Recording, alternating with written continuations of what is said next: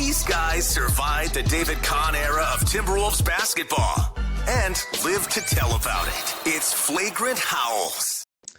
Is this the happiest you've ever been as a Timberwolves fan? The first 2 weeks of the regular season? Yeah, I think so. Like I'm trying to. I know that there's people that there are just a segment of not Wolves fans. I think just anyone that love to consume like hate porn of whatever their topic is. Like they just want to like listen in and be like, oh yeah, they're ripping them just like I rip them at home. Like that's what Purple Daily turns into sometimes. I feel like. I had a bunch of different people, friends and stuff that were at. Did you go to the game last night? I was at the Celtics game Monday. I was watching from home last night. I had a variety of different people work for the team, don't work for the team, fans, friends, whatever, that went last night. And I'm not going to use the term high watermark again because I know that gets some people's panties in a bunch. But I've been very critical at times of all levels. I think you have two of the organization. I don't know. Sometimes I'm like, hey, game ops, could you do that a little better? Could the jerseys be a little better? The court. Yeah. Every single aspect of what happened last night at Target Center, from the jerseys being the best. I mean, Michael Grady is trying his damnedest to get those things to be the all 82 jerseys, and he's so right. The court was 10 out of 10.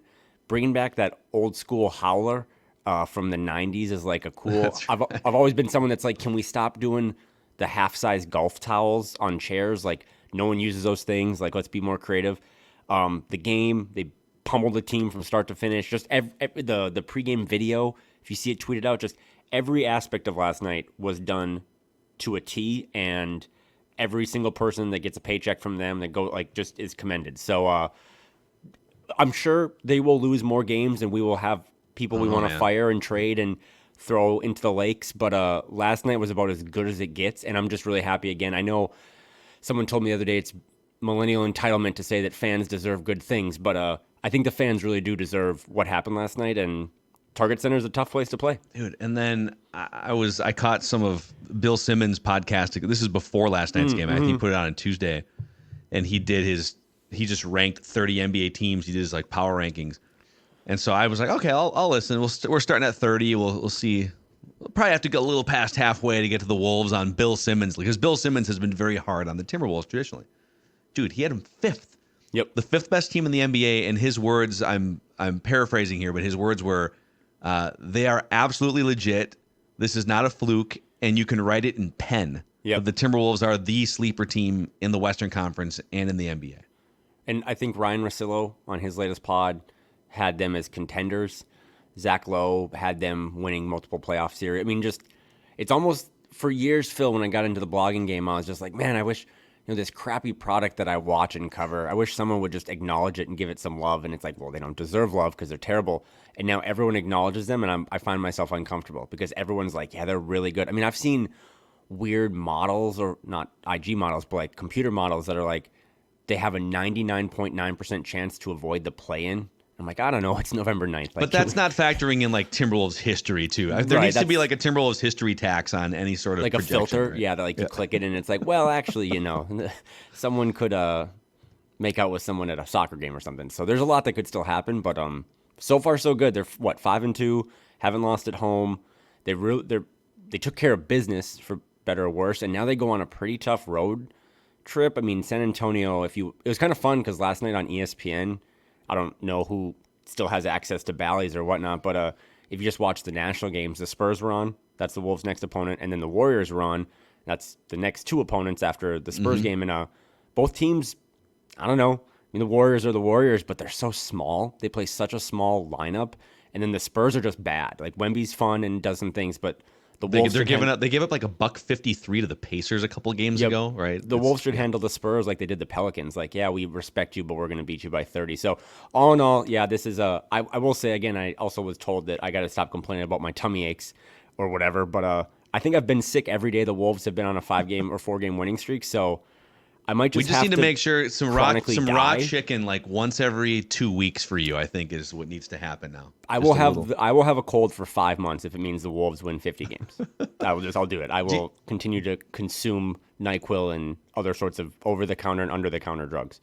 Do you think, to the point about the national media is now no longer looking at them as like, oh, this is kind of a team to watch. I mean, like, it's full buy-in from some previous skeptics, right? Is it a hot take to suggest the Wolves could be this year's Denver Nuggets? And I'll preface that by saying this is a generally optimistic show here, Flagrant Howls. I think we both try to bring kind of a fan perspective. I know I go on my Karl-Anthony-Towns rants and I get pissed about things and call people clowns once in a while, and then you set me straight and whatever. but even us, like, this is an optimistic leaning show, and in our conversations, it's been about, yep, top 6 seed, maybe they can flirt with 50 wins and then win a playoff series. Like, I think that's kind of the furthest we've gone with our tone, right? Boy, if they can hit 50 wins, if they can avoid the plan, and then maybe win a first round series in like 6 games, that would be awesome. But is there another level or two to this thing after watching the first handful of games that we aren't accounting for? Is it a hot take to say that, no, this dude, like, this could actually be a team that goes to the Western Conference Finals or further? Again, listen to me, the one who is always painted with the most optimistic brush. Like, I do think if we're driving from point A to point B, we should acknowledge the milestones, or, the mile markers between there. Like, the Nuggets won the championship and the Wolves have won 5 games. I will say last year, I don't think they were ever more than 2 games above 500, and they're already 3 games above 500. So we're starting to see mild, small sample size improvements. But I think anyone who hears your question, Phil, is going to be like, you're so drinking the Kool-Aid. Raging Homer, yes. But there was a comment last night. I will say this, I found myself bored last night with the game, which is a feeling I've never had before, because I was like, oh man, they're just going to win this game. So I was more excited for post-game stuff in the locker room. Obviously, all the people that are covering the team on a day-to-day basis that go in and do the interviews and record the videos. But Shake Milton had some really cool stuff you can go find it on Twitter, on YouTube. He said he's never played on a team that's this unselfish. You don't really hear guys always say that. I mean, Shake just came from Philly that had some pretty good teams. I wouldn't say that team was unselfish when guys like Embiid and Harden kind of dominate the ball. But to spin this all back to the Nuggets thing, you're starting to see not only do they have an identity of defense, but they really do share the ball. And that's obviously like the Nuggets persona is just kind of all 5 guys contributing. I still want to see them beat bad teams more often like they did last night, but I don't know. I mean, I really, going back to that 99.9% chance, whatever, this team is just way too good, barring injuries, of course, to be in the play-in. And if you're saying, okay, then they're in a top 6, you start to look around the West a little bit, and I know it's 2 weeks in, but I don't know how many other good teams there are. And if Target Center is as crazy, I mean, I just keep going back to the fans are going absolutely bananas.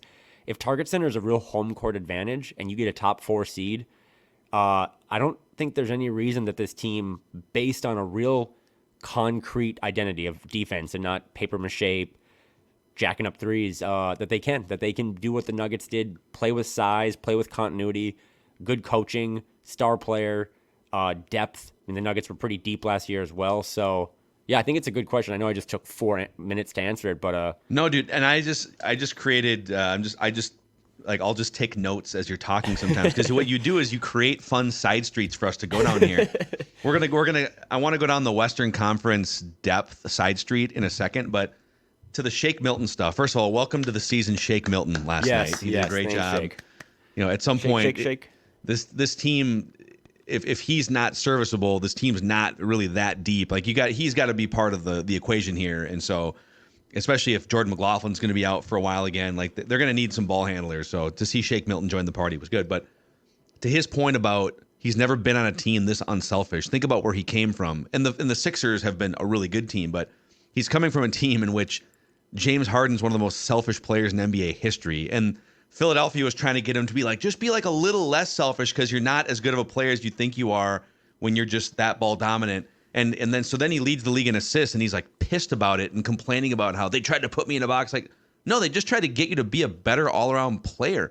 And then Joel Embiid, I think, is selfish in a sense that like you throw him the ball and it's probably not coming back, and that's fine. Yeah. Like it works for the Sixers. Yeah. On this team, you now have, and I do have a pie chart of praise we're going to get to for why this team feels different than last year's team. And so I'm going to give you a couple nuggets from there now, but the superstar Anthony Edwards is now actively looking to, it's like a game for him now to get other guys going. You can see it. You can see like where in the previous couple years he'd drive the lane and just like go 1-on-3 and try and jump over somebody or take a contested shot. Now it's like you can see the gears grinding. How can I get Jade McDaniels open right now? How can I get Mike Conley a wide open shot? Like when the superstar of the team is thinking that way, it's a game changer. You think about the other guys in the starting lineup. Mike Conley is a facilitator, pass first, organizer point guard. D'Angelo Russell was kind of the opposite. He was like D'Lo secretly wanted to, or maybe not so secretly, wanted to be the hero that scored 25 or 30 points every night, but he wasn't good enough to. Two other guys in the starting lineup, Rudy Gobert and Jade McDaniels, are actively looking to do the dirty work that no one wants to do, right? Clamps defense, rebounding, shot blocking, contesting every shot. So it's like the DNA of this team is now unselfish defensive players who do dirty work, unselfish superstar player who wants to get other guys involved, unselfish point guard who wants to make sure the whole drink gets stirred before he gets his own, right? So it makes sense. It's a different vibe than maybe it's been, even last year. I think some of the same components were just a little more selfish, and they seem to be buying in on a different level this year. And there's 42 different things you can point to that as a fan you might enjoy, right? Like I said on Tuesday that I like cheering for a team built around defense and offense. I just think it signals maturity, it signals togetherness and all that stuff. But the reason that you would be bullish, and to go back to your Nuggets thing, is like that they can really do something special and not Charlie Brown football you like they have done to fans so many other seasons, is that like last night, for example, Nickeil doesn't score, takes one shot, has 8 assists off the bench. You don't see that a lot. Like Shake came to the party. Naz Reid, I think, only had 9 points last night, kind of a slower Naz night, but then you get 23 from Karl, who basically played the same type of offense that he did on Tuesday, but he just kept letting them fly from 3 and they started to go in. And I was talking to my dad about this morning. Like if you missed a Timberwolves game now and you know that they're really good at defense and you know they're super deep and they're well coached and they have Ant, if I just texted you in the morning after a game and said, hey, Karl scored 30 last night, you're probably like, oh, they definitely won that game, because they get that's an extra thing they have now that they can add. Like, can Karl get 30? Can they do this? Can the bench give them 40 points? So there's just so many things for other teams to have to scheme against. And I mean, the season is long, but it moves so fast that, I mean, we don't really have a lot of time to digest what we just saw. We got to move to the next game. And for these NBA teams, like in a playoff series, it's going to be different when you just play the same team over a week and a half, 2 weeks. But for now, there's just so many different iterations that this team can do, so many lineups.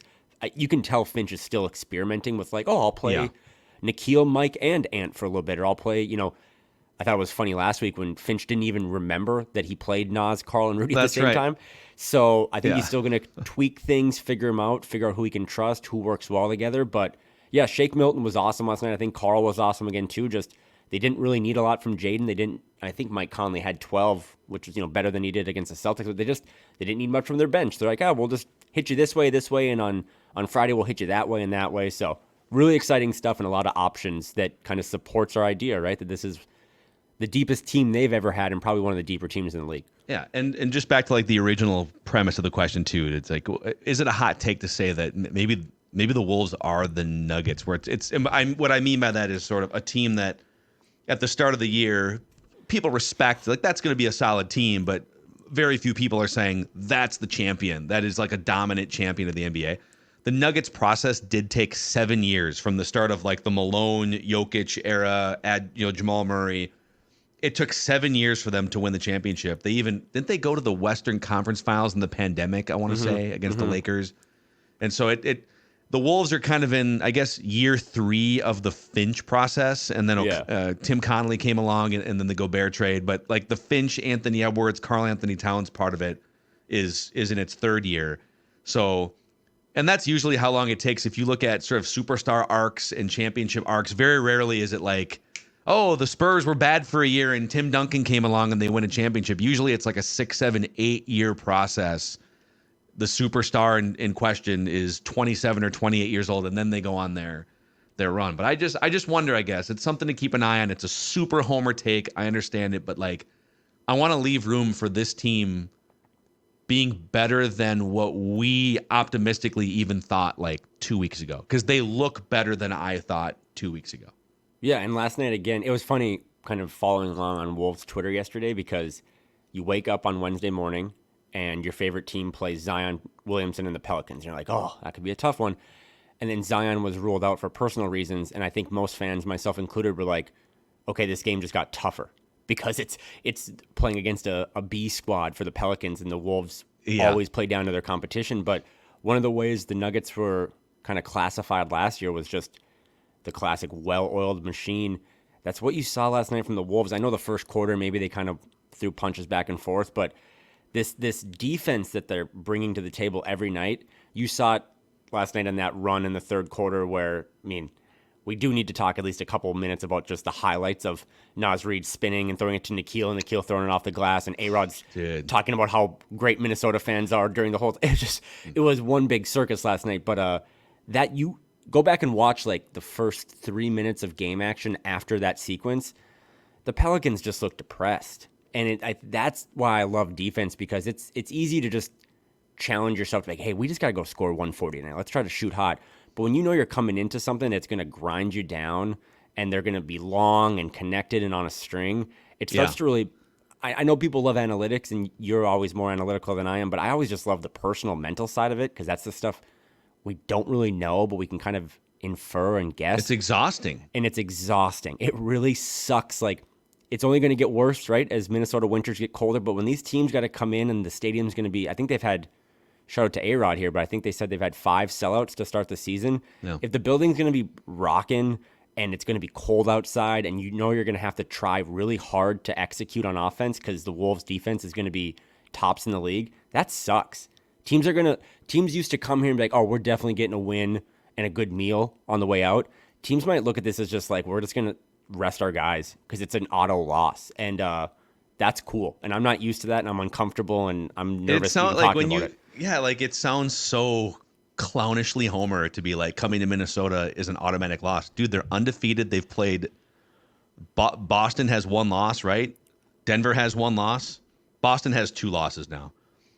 But those are like they've lost 3 games total, 2 to the Timberwolves in the first couple weeks. And also, like, and you and I can do, like, I'm very much open about like being a fan, right? Like, I'm not a journalist, but we can be pro when it's good and negative when it's bad. But the one thing, and I'm unapologetically just now pro Finch, that's just my stance until the ship goes down. When you hear him after games, he's not talking like us, right? He's like, he's kind of pissed about like why they're not better. I love that. He's like, yeah, okay, whatever. We played a B squad in the Pelicans, but we did this wrong. We didn't do this right. Like he really epitomizes too, like the D'Lo stuff of never too high, never too low. So he has constantly said we need to stack these types of performances. He knows how immature this team can be and has been. So if the guy behind the scenes is not, I think even Rudy had a cool quote to Jace Frederick about how last year's coaching staff was kind of calling out players publicly for their BS. Mm-hmm. And how Rudy's like, that's really important to build like a real culture. It's like, he's not sugarcoating it. There's no kid gloves with any of us. Even if you think maybe they have kid gloves with Karl or something, like, they're having those talks behind the scenes, man. Like, stop shoving people. Stop going Heisman mode when you drive. Stop showing up the refs. So I just, from all top to bottom, from A-Rod all the way down to whoever's cleaning the jerseys, like, they start to get it. And you don't build culture in a day. You and I are big Heat culture guys, but there is some real culture being built here. And I thought, again, going back to Shake Milton, he's played in a couple spots. He's seen a lot of different teammates. He's like, this is the least selfish team I've ever played on. That's not nothing. Yeah. Flagrant Howls culture. We should put together a list of like, what are the 4 core culture competencies of Flagrant Howls? Caffeine, Sudafed, salmonella. Yeah. On the Western Conference front, real quick, just to go back down that side street from before. So you kind of phrase it. I don't want to steal your words, but like who's even good after the Nuggets? And I would characterize it this way. There's only there's what, 10, 11, 12, 15 teams in the West, right? There's like 3 bad teams out of 15 The Grizzlies without Ja Morant are bad, and they're going to be bad for the 25 games he's suspended. Probably enough. They're 1-7, dude. And maybe they pick it up a little bit in his absence, but that suspension is essentially going to prevent them from being a playoff team unless they really get their act going. Utah is bad. Portland, but some of these teams aren't like, historically bad. They're just like, they're teams that you're probably going to beat at home if you've got your wits about you, right? Once you get like past those three teams, the Lakers, I know the Lakers are 3-5. They got LeBron James, Anthony Davis. Like any given night, that team can flip a switch and turn it on. I'm not saying they're going to win the title, but like you wouldn't look at the Lakers on the schedule and say automatic win if LeBron James and Anthony Davis are playing. The Spurs, not a great team, but they've won 3 games in their first 8. And Wemby, they've got some good young talent. It's Greg Popovich. I wouldn't call that a gimme game. It's not a garbage team. Clippers, we'll see if those guys can stay healthy. The Kings were like historically great offensively last year, off to a slow start. Pelicans, I guess what I'm saying is if all these teams are playing at their peak, the West is really hard, but there's so many questions about all these teams. Like the Lakers aren't going to stay healthy, and they've got LeBron James has been in the league for 20 years. Like you can't keep playing that guy 38 minutes, can you? The Clippers, can all 3 of those stars stay healthy? The answer is usually no. Pelicans, Zion Williamson's only played like 25 or 30% of the available games in his career. I would say Golden State, awesome. Chris Paul looks like a good fit. Just looking at the box score, and you're reminded that Steph Curry's 35, dude. Klay Thompson's 35. Like, it's weird in that I think there's a lot of good competitive teams in the West that can beat you on any given night. But in terms of like top of the line teams that are going to be for sure in the championship mix, I didn't mention the Suns either, but they've had injury issues. There's no reason why the Wolves can't stake claim to the second best team in the West behind Denver if they stay healthy and they keep doing this and play defense like this the whole season. That's my Western Conference take.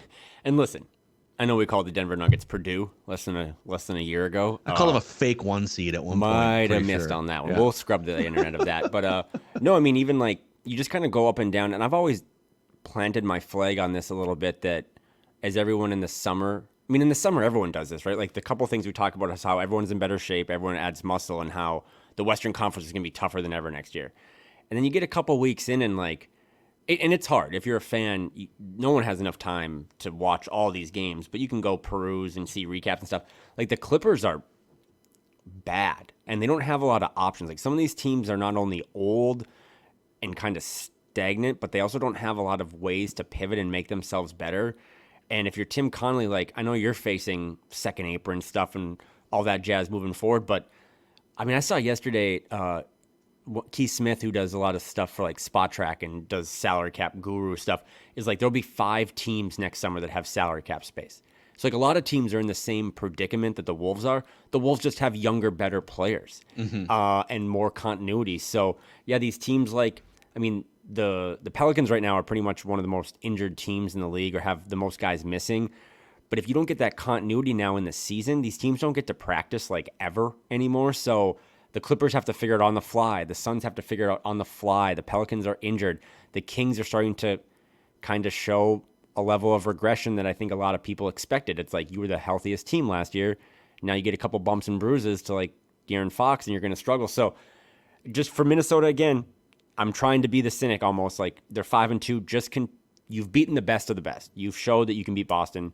You showed that you can beat Denver in the regular season. You've also beaten some of the worst. Like I think the Pelicans and what they threw out there last night was one of the worst teams in the league with that roster. Now I'm excited to see them play teams like the Warriors or kind of middle tier teams and be like, Golden State, the Clippers, they're really small. Dallas can play really small. Does size matter? Like, does that really going to be a thing? And can you beat those teams? So this upcoming road trip is going to be as fascinating as this homestand was. And we'll know a lot more about them in a couple weeks. But again, credit to them because yesterday seemed like the biggest trap game of all time. And they pretty much executed their plan flawlessly. Maybe to nitpick, Finch was playing his guys a little too late in the fourth. But outside of that, I get the PTSD though. I get it. Like no 20-point lead is safe until they. I think he's doing it to prove a point. When you guys stack a number of these and hang on to a number of these leads, then I'll sit you with 9 minutes left in the fourth quarter, dude. Denver, yeah, it was the Denver game a week ago. Denver waved the white flag with like 6 or 7 minutes left in the fourth quarter, and the Wolves left their starters out for another like 2 or 3 That's minutes, true. another Yeah. rotation. That's He's true. like, Denver's like, all right, yep, we're good. And Finch is like, I don't trust it. I think it was a 24-point lead with like 5:30 left, and I saw Jaden was checking back in, and I was texting a couple of my buddies like, what are we doing? But Yeah. it probably is not a great sign for like a guy like haven't Leonard earned it. Miller. He's probably never going to play. I mean, Josh Minot last night in a game that's 30 points for most of the game got like 4 minutes, but stay ready so you don't have to get ready. But yeah, just the ability for Finch to have all these different options and to trust so many of these different guys and to kind of see them finish the game strong like they did last night. I mean, the signature play, well, the signature play was throwing it off the glass, but Yeah. the other signature play was getting another steal, getting in transition, windmill dunk. Finch called a timeout immediately, but impressive stuff. But yeah, real test coming up. I think this might be one of their longer road trips, and it's against primarily good teams or exciting teams.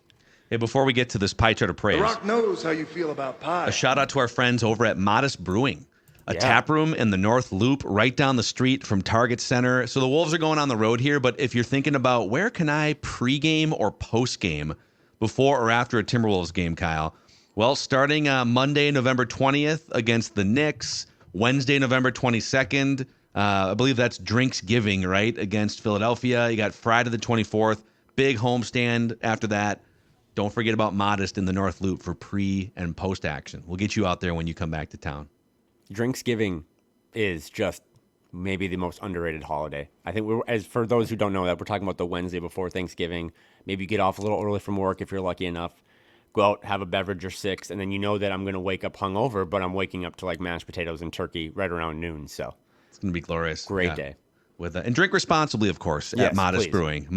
ModestBrewing.com to find their current selection here. So I have for you The Rock knows how you feel about pie. a pie chart of why does this year's Timberwolves team feel so different through 7 games compared to last year's team. Okay. Okay. And I have 6 slices of pie to divvy up in this pie chart of praise. Okay. Do you want me to just you stop me whenever you want? I'll just kind of go through these. You just interject, and if you want to take a bite of one of the slices of pie and dive deeper, you're welcome to do that. Okay. Love it. Okay. So we'll start with 8% The Rock knows how you feel about pie. to Chris Finch. I think, Finchy. and you might argue that, I mean, he's the culture builder guy, so he should probably get more of this, but he gets 8% for this exercise. Players clearly are bought into him. You already kind of mentioned I think it was Gobert that talked last night about how Finch and the coaching staff haven't been shy throughout the last year about checking guys. Hey, you got to do this differently.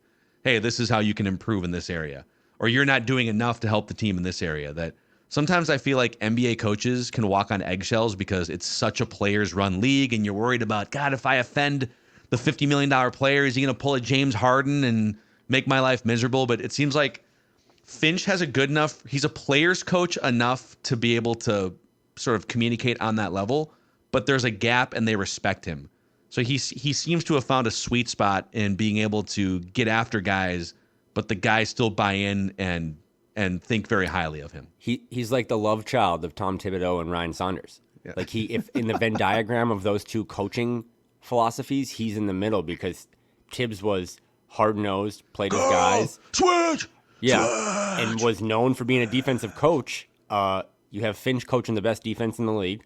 And then on the Ryan Saunders side, when they went from Tibbs to Ryan, it's like he was so pro player, and the players did love that. And you know, it's kind of like when you have a really hard teacher or whatever, and then you get like a easy teacher. Like they kind of needed that to balance it out. And now they found, hot porridge, cold porridge. They found kind of the right temp to have a coach that, and who's not perfect, by the way. Like you can be pro Finchy, but be like, yeah, rotation's a little weird. Or I mean, I think he has to listen to the show because his timeouts have been Impeccable. on point. But and the communication in the timeouts, too. I don't know what they're saying, but clearly something's working. yeah, I mean, they basically replaced bad Chris Finch with new Chris Finch after that Atlanta game. But yeah, I think 8%. I do think, again, and this is more just things I hear and stuff, just the players really love them. And these practices and these road trips and just when they're not on camera or they're not on the court, they're treating this like a real, I know this sounds so stupid because these guys make millions of dollars, but they're treating it like a real profession and they're handling it like a job.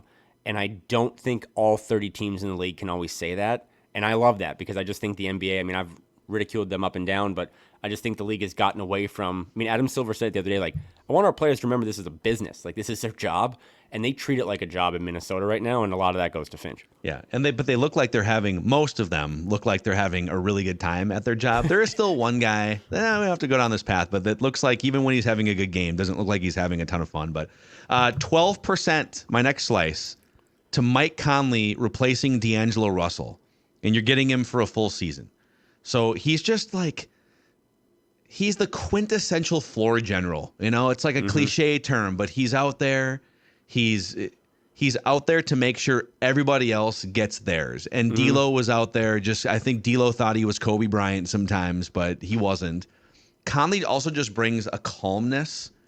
He's not mocking his teammates. Like Gobert feels comfortable around him too. I think part of the reason why Gobert's performance has gone up a tick is because he loves and trusts Mike Conley. There was clearly a distrust between Gobert and D'Angelo Russell before D'Lo got traded. But we talk about like big trade heists in the NBA. Dude, the Timberwolves traded 2 months of D'Lo's expiring contract for Mike Conley, which straight up is just a great trade because you get 1.5 years Mike Conley, Nickeil Alexander-Walker, and then the draft capital that led you to Leonard Miller, who's going to take over probably a starting role at some point in the next 2 or 3 years. Yeah, and I remember on Purple Daily, which is the greatest football podcast of all time, but covering the Vikings, when you did that thing a couple months ago, we're like, what was Quezzy, the GM of the team, what was like his second best move? I was just thinking about that in general now that the Gobert trade looks better. Again, I will still say it was an overpay, but it's clearly the right move, and you got a guy, and I'll get into some culture stuff with him in a sec, but what are like the 3 or 4 moves now that you would be like, that was Tim Connolly's doing? The Gobert trade looks better than ever, and they have the best defense. The Russell for Conley plus Nah plus Leonard Miller swap, that's one of the best trades in Wolves franchise history. And then, re-signing Nas. And then if you don't want to give him credit for that because he's on the team, well, then the third one is signing Kyle Anderson, who has to retire a Timberwolf. So he hasn't, now that the Gobert trade looks different, or at least for the last couple of weeks, he hasn't missed. He's leaned into Finch. He's leaned into the culture. He's beloved behind the scenes. He's extended all the right guys at the right number. So, and then back to the Mike Conley stuff, I want to pivot. Like Anthony Edwards' career so far for these first 4 years has like some Pete Davidson dating relationship history to it. Like they've made sure, and I love this, they've put Ant next to a really important point guard every year of his career. It was Rubio the first year, D'Lo, Pat Bev, and now Mike Conley. It's something, if you're concerned about moving forward, like, are they going to be able to keep Mike and Kyle? I don't know.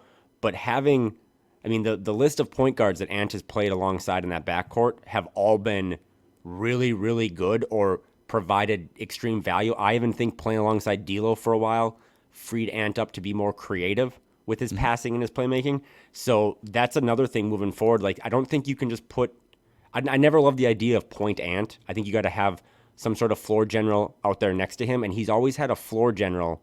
Those are 4 of the most floor general point guards in the league. So I think that's something to monitor moving forward. But right now, Mike Conley, you couldn't create in a lab a better point guard to play next to him. Bite. Yeah. At some bite. I'm sure those shirts are being, is our guy Jake's Crafts, is he all over the bite shirts yet? I loved how Alan Horton asked Mike Conley last night, like, about that nickname, and Mike was just like, I've never heard that before. He's never called me. And I guess Ant was laughing in the locker room after, like, just Ant can say whatever and the team will embrace it. So it's going to be. But for now, it's bite. Okay, 15%. My third slice of pie here. Pie chart of praise. The Rock knows how you feel about pie. Is playmaking Anthony Edwards. Ooh, so yeah. He's figuring out how to draw defenders, I think, intentionally now. Like, it's not just, defenders are on me, now I got to look and pass. Like, it's bang, bang. It's drive in. I know this guy's going to come here, so I'm going to go here. Jade McDaniels is open. He looks like he revels in those situations and opportunities. And to me, that's what separates, like, a really good young shooting guard who can get 25 or 30 points but might play on losing teams from the elite players in the NBA that can go get their 25, 30 points that help the team, but then they can unlock a bunch of open shots by understanding what their presence does to a defense.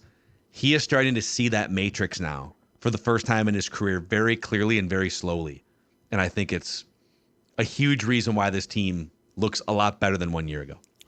He had a couple different plays last night. Credit to Finch again for kind of calling these sets out, but kind of right side pick and roll where the action would mostly be with Rudy, and then he would immediately if Rudy would kind of crash to the basket, Ant would throw this cross-court pass to the corner. Yep. Mike Conley caught one, open three, hit it.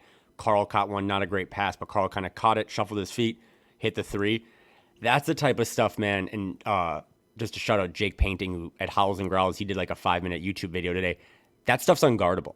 And that, like, again, going back to why are you optimistic, there's ways to adjust your coverages from the defensive side and stuff, but when you start having Ant be able to just throw these cross-court passes to guys that are really good shooters, like Mike, like Jaden, like Karl, maybe Shake. That's LeBron's whole career, dude. It's drive, suck the defense in, spin cycle, right? And and in year 2, I remember this, and specifically his sophomore season, we kept saying, like, okay, it's only year 2, but like we might have a guy here that can score with the best of them. But that doesn't, Jordan Poole can score with the best of them.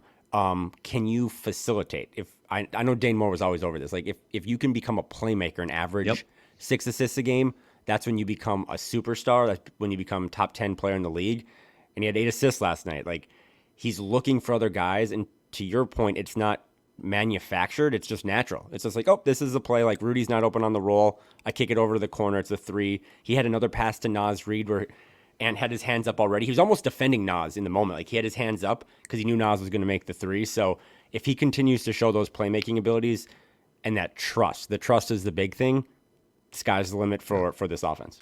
Okay, another 15% goes to, so I gave 15% to playmaking Anthony Edwards. Now we're going 15% to efficiency Anthony Edwards. Okay. So if you've noticed here, I don't want to jinx anything, but we're not getting the 4 for 17 performances anymore. Last year, he had, I want to say, 20 or 22 games in which he shot below 40% from the field. And a lot of those were like below 30%, where he's clearly not feeling it, but he doesn't know when to stop and just get other guys involved. And it turns into a 5 for 21 train wreck. And maybe he still gets 21 points, but you only get a certain amount of shots in an NBA game because the clock is running. And if you're taking up 21 shots to hit only 6 of them, like you're probably not going to put up a lot of points. This year, his field goal percentage is up 5 percentage points. His 3-point percentage is up 7 percentage points. Some of this is going to level out a little bit. His effective field goal percentage, which encompasses all of your shooting and context, up 5 percentage points. Free throws, the percentage is up. I'd like to see more trips to the line. At the rim, in the lane, mid-range, all those percentages up from last year and from his career in the first 3 years. So like he's just... And he talks about it too. I think he understands. He even made a comment like a couple games ago, like, okay, I felt like my shot was off, but 50%, okay, 50%, that's pretty. Like he understands the. He's not like obsessing, I don't think, over statistics quarter by quarter, but I think he understands that I got to shoot closer to 50% than 29% in order for us to be winning some of these games. If I can harken back to that random afternoon when I played a little blackjack with him and his friends in Vegas, which was one of the weirder, just random things I've ever done. But I said this with just true love and like admiration. But I remember saying like, he still doesn't really know a lot. And I'm never going to say the word dumb, but when I say the word dumb sometimes of things, it's like a compliment. It's like, he doesn't even know yet what he doesn't know. And back to your efficiency stuff, like when would he have ever really picked up the importance of that? Not in college at Georgia or like those first couple of early years here. And I think that's another reason why you would be just so bullish on him as a stock is that, he's clearly outperforming his age as a 22-year-old. And I know people go back and forth. If you're 22, are you a kid or you're a young adult? I still think he's a kid, really. And he's just, if 3 years from now, he's just what you just said, taken all those different little charts and gotten better in each of them. Mm-hmm. What's he going to look like when he's Tatum's age, right? Like he's going to know the importance of that. He's going to know the importance and the points per possession and the value of these different shots. So I say all of that to be like, I don't think he knows a lot yet about the game, but it's with admiration and respect of like, just imagine when he does. It's going to be he's getting incredible. There. You can tell he's... Oh, and he's starting to figure it out. Yeah, he's starting to realize, and that goes back to the trust, the passing thing, when he says things like, when I'm having an off night, my teammates still trust me. So for him to do the same thing, we might have to get to a point here if they win 8-9 in a row where we have to just make up things to criticize him for, but... Yeah. a couple turnovers last night, but he's trying to still figure out the playmaking role. But he is about as good of a first overall pick. I saw a comp today about like Paulo Banchero and Wemby and Ant and Cade Cunningham.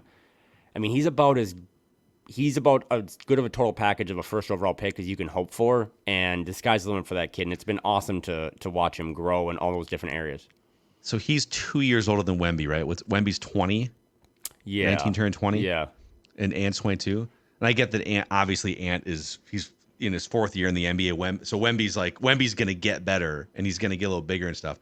If someone said right now, okay, you can either take the next 10 years of Ant's career or you get 10 years of Wemby. So right now Ant is better, but you get a 10-year window of Ant or a 10-year window of Wemby.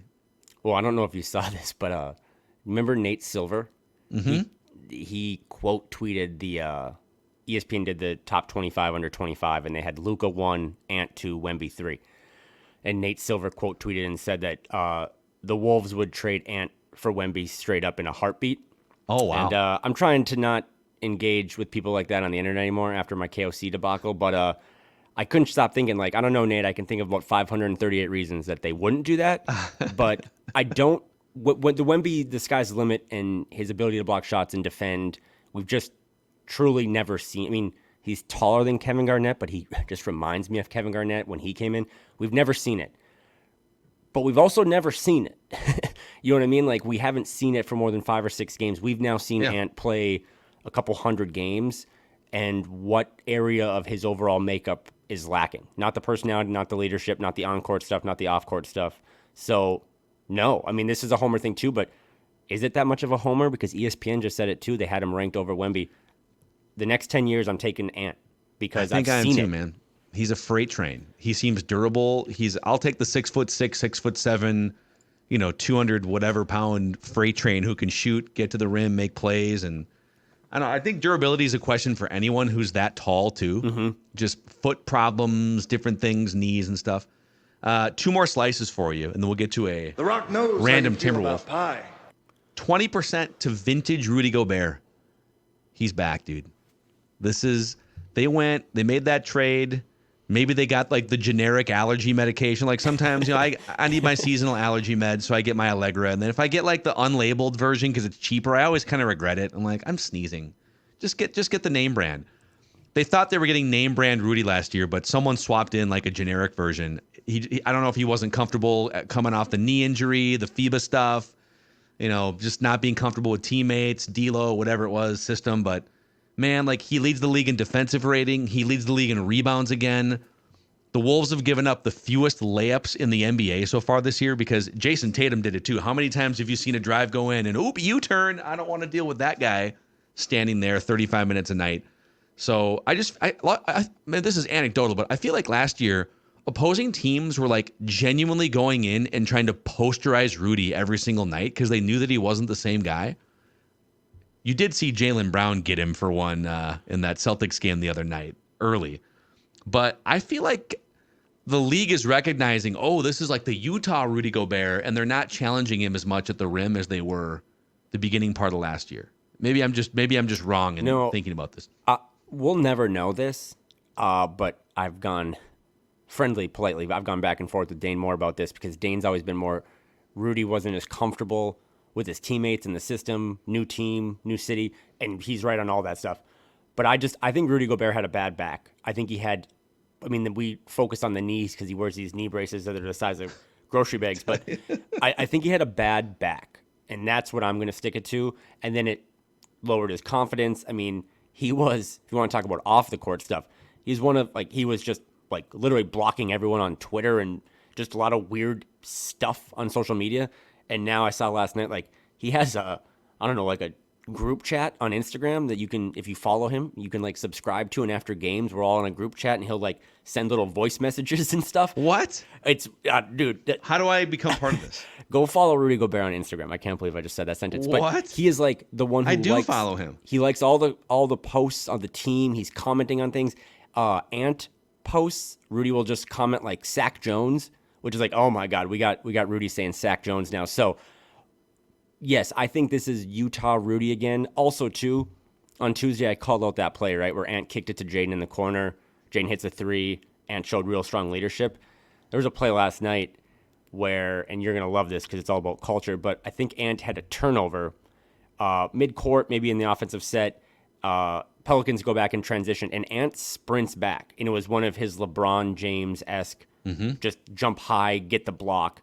And after that block, I can't remember if the ball went out of bounds or what the deal was, but then a couple seconds later, and it showed on the screen, like him and Rudy talking about that and dapping it up and doing their handshake. And it's like, okay, is Rudy Gobert, I know we didn't have him in our leadership power rankings, but like, is his we did. love, I think we did. Maybe we didn't have him high enough. Like, is his love for defense, we're giving a lot of credit to Finch and their length, but how much of this is about Rudy? Like, if Rudy Gobert in his tenure in Minnesota, however long that lasts, is the reason or one of the reasons that Ant embraces playing defense, we need to add that back into the formula of deciding if the trade was good or not. Yeah. Because if Rudy makes Ant a better defender and makes him understand it, we need to acknowledge that. Culture guy. And that brings us to the last slice here, 6 slices. The Rock knows how you feel about pie. It'll be a quick one, then we'll get to random Timberwolf here, but it's 30%. It's the biggest slice to the Wolves winning the Gobert Cat minutes this season. So last year, the Wolves had a minus net rating. It was like I think if you take playoffs and then pre and post injury, it was like a -5 or something points per 100 possessions when those two guys were on the court together, which is like hugely problematic because they're going to mathematically, they're going to have to play like 20 minutes, 18, 16, 18, 20 minutes together, right? This year, 7 games, okay, but that's like a tenth of the schedule.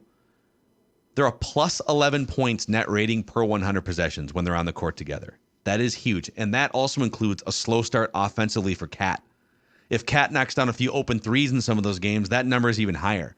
So, again, if this doesn't work, if those guys can't play together, then there's not like, oh, we're going to move Cat to like a 15 minutes a night role. Like that does not exist as a counter move. So they have to be able to coexist on the floor and not just break even. They have to be positive net rating value. And they are so far through 7 games. So 30% to those guys is the biggest slice. I shouted them already, but go back and watch this 5.5-minute Howls and Growls video because there was a play that Jake Painting highlighted where, and you'll remember this, where I think Rudy and Karl ran a pick and roll at the top, and Rudy cut, and Karl had the perfect loft on this pass right over Valanciunas' head to Rudy, and Rudy would have had an easy dunk. Rudy's stone hands kind of came back into the picture for a second, and he dropped it, went out of bounds. But it's like those little things that I think Jake referenced. I'd rather have the process be good than the result right now. The process on that was really good.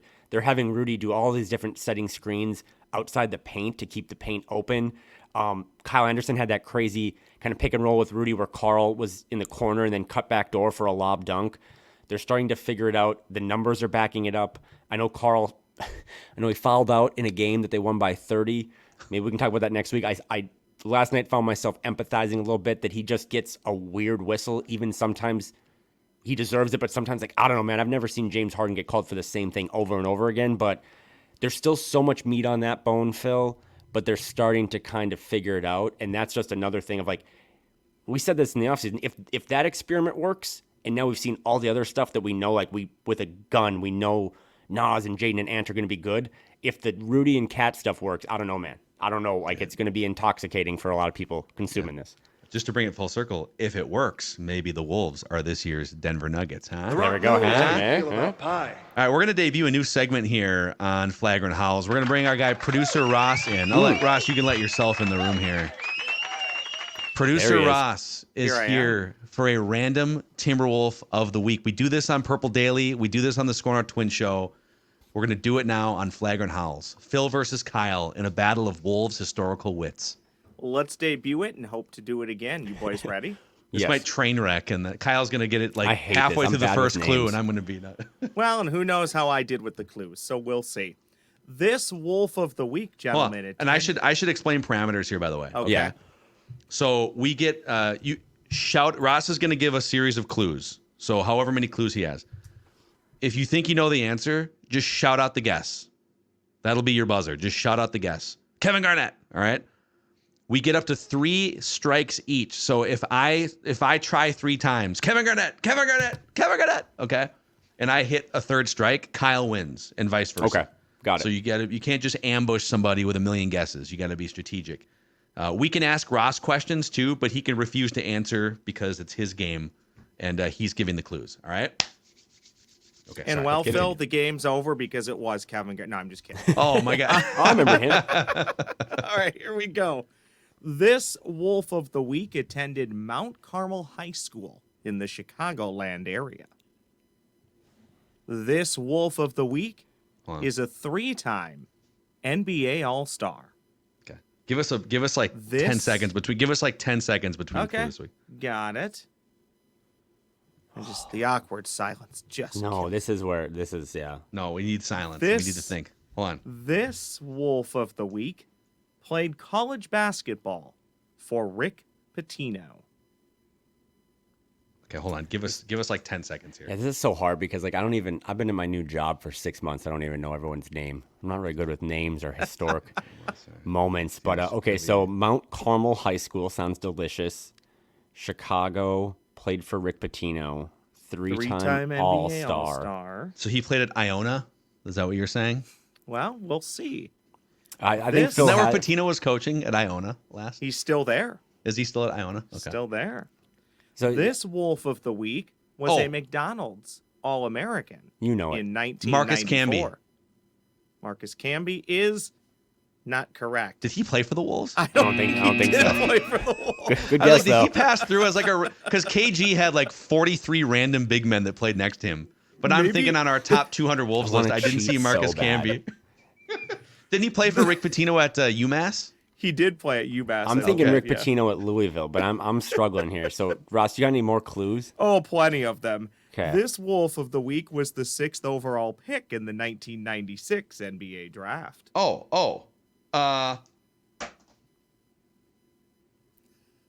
Say it. Say it with your chest. Wait, no, hold on. Well, that's a huge clue. 1996? It's not Michael Olowokandi.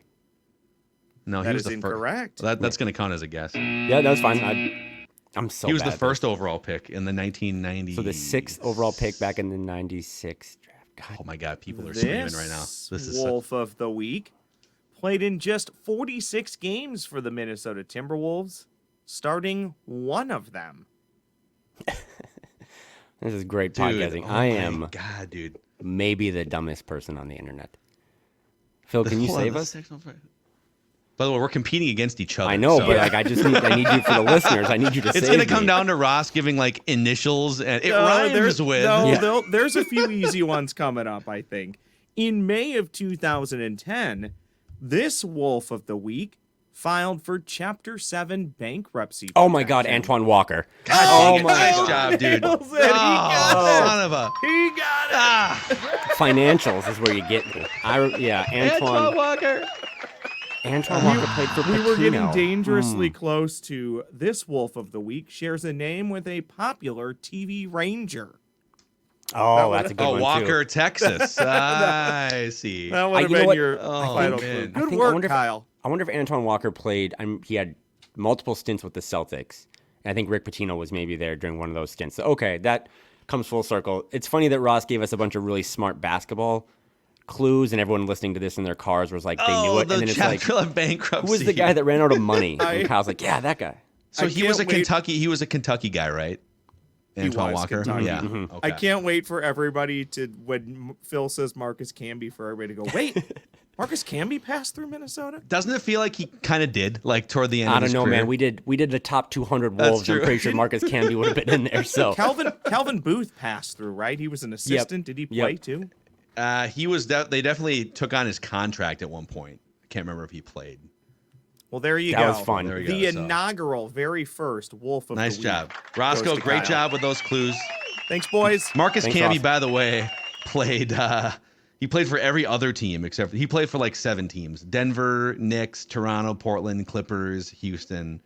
For We some gotta- reason, I thought his contract, like they had a bunch of years where they were taking on contracts, and hell, Antoine Walker was one of those guys too. So we got to come up with I was telling you earlier this morning, like if the Wolves keep winning games, I don't know if we can just do podcasts about the game. We might just have to start having like seances and stuff, but maybe just one episode where we just go random Wolf of the Week, like 5 different ones with like Jim Pete. Because I'll tell you what, Jim was loving the retro throwback last night more than anyone, and talking about the first president of the team and his agent. I mean, Jeff Muniche, Jim Pete, like I just want those guys to tell me stories about the 90s. Just like, well, let's do it, dude.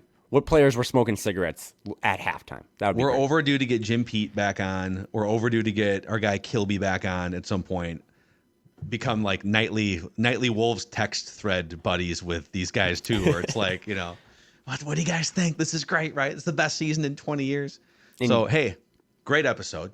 Hopefully you start to feel better from your COVID and salmonella month of November here. It's been a great I will continue to be sick if the Wolves want to keep winning games. Like I said, I don't think they've won more than 7 games in a row for, 15 some years. So they have a chance. This road trip's going to be really hard. They play the Suns, play the Warriors, play the Spurs. But they took care of business at home. They did yesterday what many Wolves teams of the past have never done, and that's thoroughly handle a bad team with a little showtime mixed in that third and fourth quarter. So vibes are high. Stock is, up.